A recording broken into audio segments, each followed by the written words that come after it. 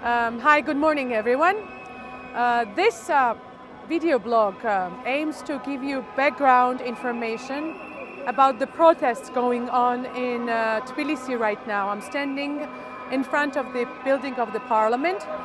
There is a protest by activists, and another one, a big rally, is planned at 7 p.m. today at the main street. Why we are protesting today? Because the parliament is going to hear the so-called Russian law.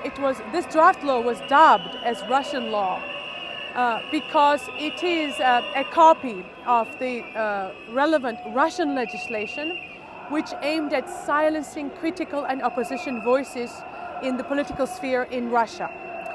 So this draft law was first initiated last year in March, and the objective of it was to have everyone who receives funding from the West, more than 20% of their budget, to declare themselves as agents of foreign powers.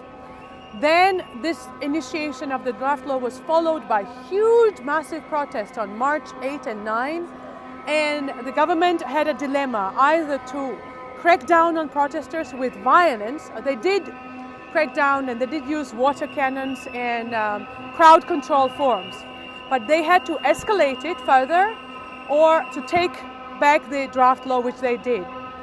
Then it seems that for 1 year they were conducting propaganda through the TVs that the government controls and relevant funding to make people convince people that this law is not Russian law and it aims to achieve transparency of foreign funding.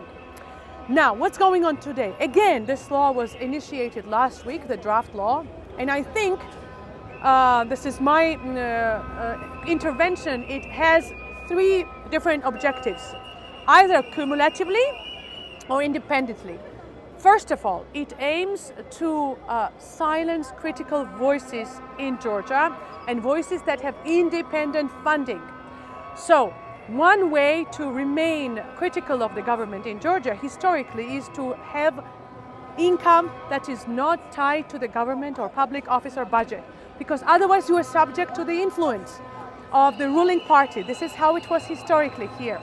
So groups that receive foreign funding from grants, and these include artists and painters and dancers and cultural workers and AIDS workers and workers who help palliative patients, they are independent because their source of income is not local. So when they will be obliged to declare themselves as representatives of foreign power and to subject themselves to new levels of scrutiny, of course these people will be intimidated. Then this law includes a couple of instruments of monitoring, of receiving personal data from NGOs, from these groups, also a fine and even imprisonment as a result. So this gives governments more tools to control these groups. And in addition to that, in contrast to United States or France or anywhere else where there is legislation on foreign funding, there are no independent courts in Georgia that can be safeguards for people like me or journalists or critically minded artists and to serve as venues to defend their rights.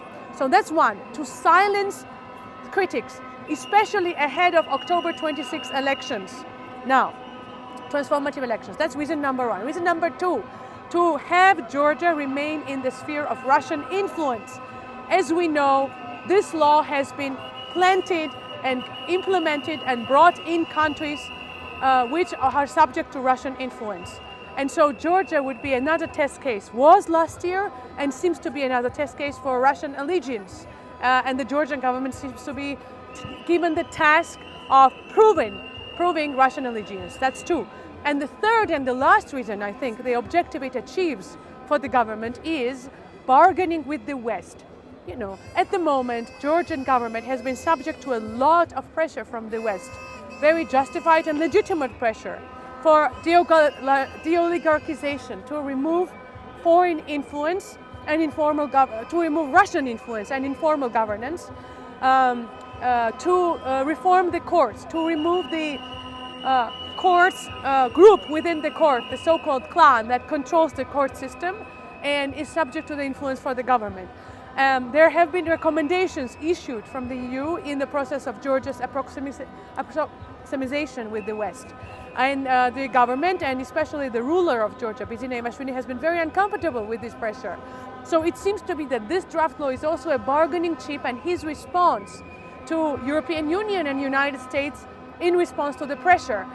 They're asked to remove the mafia group within the judiciary. So this is a response that they will crack down on civil society in Georgia, but just not, and have them as hostage, just not to implement the reforms. So I think these are the three objectives advanced today. Unfortunately, today the hearing that started here was not transparent. Online media, print media, as well as public like me, were banned from entering the building, unfortunately. So nothing transparent about this hearing. Every time an opposition leader mentions the word Russian, the microphone is turned off, which is unacceptable and shows the low level of tolerance from the government for criticism. So I guess the protest will continue, because this is from the Georgian side. You know, most people that are here, urban, Tbilisi-based population, understands this as a battle between Russia and Georgia's European aspiration, geopolitical European aspiration. So see you later. Please subscribe to my blog, because this is the kind of insights you'll receive from me.